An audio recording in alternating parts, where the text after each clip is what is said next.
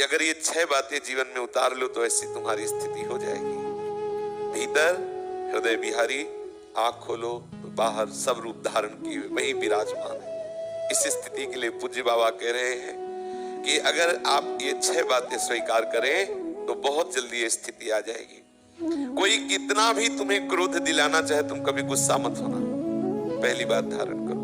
यदि बहुत जल्दी भगवत प्राप्ति करना चाहते हो तो पहली बात स्वीकार करो, कोई कितना भी तो छेड़ेगा, ये संसार छेड़ेगा आपको, ऐसे आचरण, ऐसा व्यवहार, ऐसी वार्ता, ऐसी चेष्टा करेगा जिससे आप नाराज हो जाओ, आप क्रोध कर बैठो, ये आपकी परीक्षा होगी। प्रभु ने तो इतना तक कहा एकादश स्कंद में, कोई के गला दबा दे, कोई आपको पीट दे, थूक दे, आपके ऊपर लघु शंका कर दे, बांध दे, कई तरह के ऐसे एक साथ सब कष्ट दे तो भी आप विचलित मत होना। कितनी बड़ी बात है, कोई हमारे ऊपर लघु शंका कर दे, थूक दे, हमें मारे, पीटे, बांध दे, फिर भी हम गंभीर शांत अपनी निष्ठा में रहे कि सर्वम खलविदम ब्रह्मणे नास्ति किंचन, एकमात्र प्रभु है। होगा कोई शरीर का प्रारब्ध, इसलिए पवित्र किया जा रहा है, शांत एकदम, क्रोध ना आने पावे। ये बहुत जल्दी हृदय और बाहर सर्वत्र प्रभु दिखाई देने लगेंगे।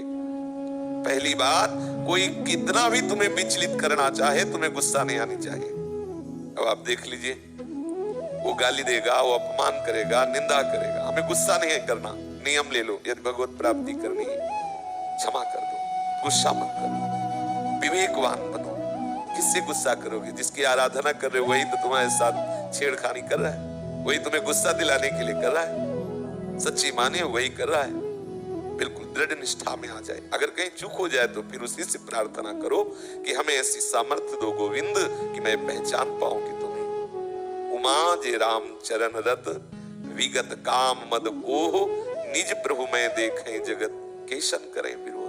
यही तो संत की महिमा है, यही तो भक्त की महिमा है, यही तो भगवान के शरणागतों की महिमा है कि ऐसी विषम परिस्थितियों में भी उन्हें क्रोध नहीं आता, वो अपने प्रभु की भावना में मगन रहते हैं। अगर हमें ये स्थिति लानी है कि हमारे हृदय में भी बिहारी जू और बाहर आंख खोलो तो भी बिहारी जू दिखाई दे, तो सबसे पहली बात, साधन मार्ग में चलने पर हमें कोई कितना भी विचलित करना चाहे, हम गुस्सा ना करें, हम क्रोध ना करें। दूसरी बात, एक सेकेंड भी व्यर्थ न खोए, कबहू काल वृथा नहीं जाए। सेवक जी भी महाराज कहते हैं, एक क्षण भी व्यर्थ न जाए। हरिवंश नाम बिसरे न छिन, श्री हरिवंश सहाय भल। कभी गुस्सा किसी भी तरह से न करें और एक मिनट, एक क्षण भी हम अपने इष्ट से विलग व्यतीत न करें, समय को व्यर्थ न जाने दें। तीसरा, चाहे जितनी भोग सामग्री की बाहुल्यता हो, आवश्यकता से अधिक भोगे ना, शास्त्र के विरुद्ध भोगे ना, ये नियम ले ले। चाहे जितनी सुख सुविधाएं आ जाएं, प्रारब्ध भोग उपस्थित हो जाए सुखद, आवश्यकता से अधिक वस्तुएं भोगे ना, शास्त्र के विरुद्ध भोग प्रारब्ध के अनुसार आए पर हम उन्हें भोगे ना। चौथी बात, कभी हम किसी बात का अभिमान न करें, अपने को सबसे हीन समझे, दैन्य भाव लाए, अभिमान न करें। पांचवा, निरंतर इष्टाकार वृद्धि करने की चेष्टा करें। एक एक वृद्धि अपने इष्ट में, इष्टाकार, इतनी तन्मय वृद्धि हो जाए कि हमारे चित्त की एक एक वृत्ति कृष्णमय हो, प्रभुमय हो, जैसे श्री गोपी जनों की मुरारी पादार्पित चित्त वृत्ति। सारी चेष्टाएं हो रही, घर लीप रही, धान कूट रही, बच्चों को दुलार कर रही, सब सेवाएं कर रही, लेकिन भगवत चिंतन परायण। कभी कभी ये भेद खुल जाता उनका कि उनकी कैसी गाढ़ स्थिति है।